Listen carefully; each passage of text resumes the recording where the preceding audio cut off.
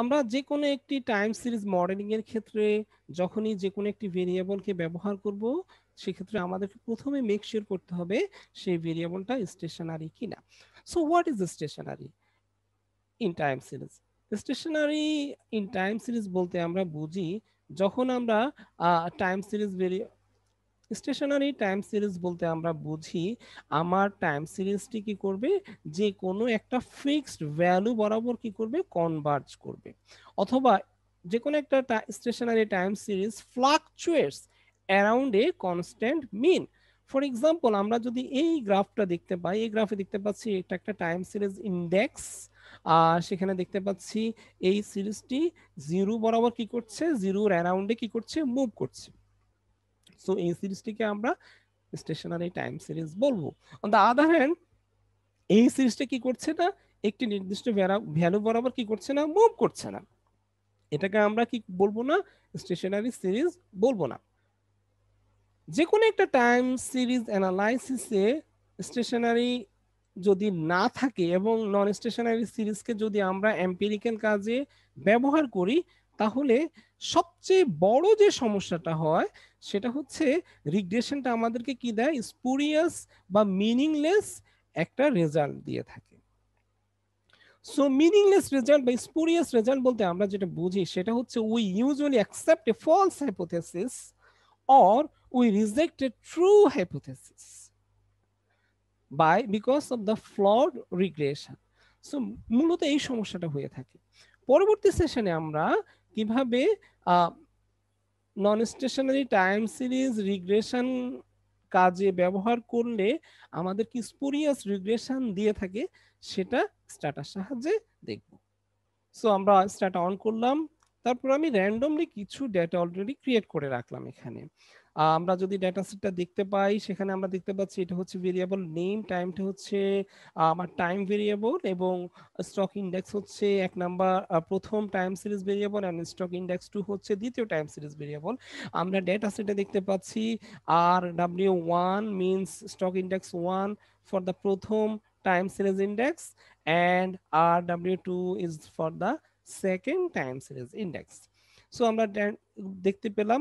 এখন আমরা যদি ভিজুয়ালি দুটো টাইম সিরিজ গ্রাফকে যদি আমরা একসাথে দেখতে চাই, আমরা দেখতে পারি টু ওয়ে লাইন লিখে, আমি টু ওয়ে লাইন এটা একটা ফাংশন লিখে আমি যে ভেরিয়েবলের জন্য লিখবো যার টাইমের এগেনস্টে, সিমিলারলি লাইন দ্বিতীয় স্টক ইন্ডেক্স টাইমের এগেনস্টে।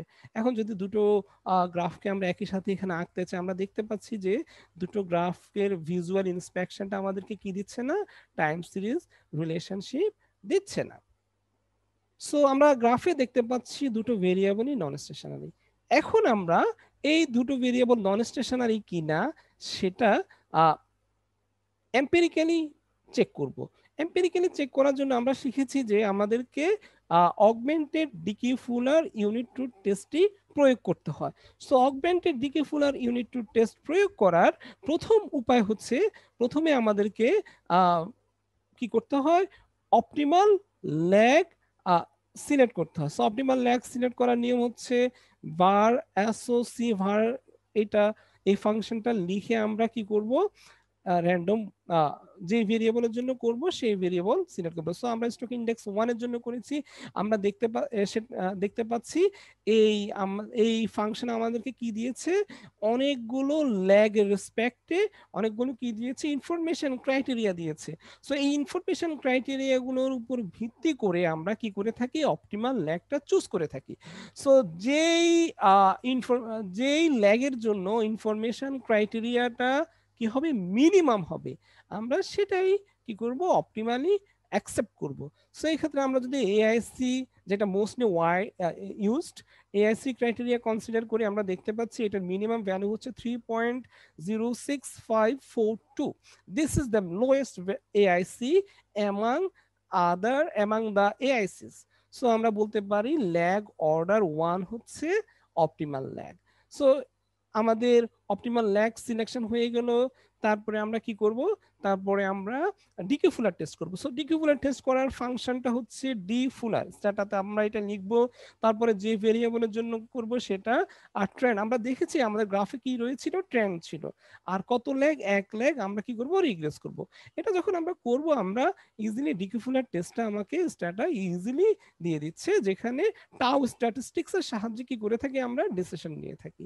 সো ডিকে ফুলার টেস্টের মাধ্যমে প্রাপ্ত টাউ স্ট্যাটিস্টিক্সটা ক্যালকুলেটেড, এই ক্যালকুলেটেড টাউ স্ট্যাটিস্টিক্সটা এই any of the critical tau স্ট্যাটিস্টিক্সের চেয়ে লোয়ার, তাহলে আমরা বলতে পারি আমার নাল হাইপোথিসিসটা আমরা কি করতে পারছি না, রিজেক্ট করতে পারছি না। দ্যাট ইজ আমার এই স্টক ইন্ডেক্স 1 এর কি রয়েছে, ইউনিট রুট প্রবলেম রয়েছে। একইভাবে আমরা দ্বিতীয় ভেরিয়েবলের জন্য করতে পারি ভারসক, আর দ্বিতীয় ভেরিয়েবল আর ডাব্লিউ টু, একইভাবে আমরা কি করতে পারি, তারও অর্ডার সিলেক্ট করতে পারি। আমরা দেখতে পাচ্ছি ল্যাগ 1 এর জন্য এআইসিটা মিনিমাম এবং আদার ক্রাইটেরিয়াগুলোতেও মিনিমাম। সেক্ষেত্রে আমরা বলতে পারি দ্বিতীয় স্টক ইন্ডেক্সেরও কি হচ্ছে, অপটিমাল ল্যাগ হচ্ছে 1।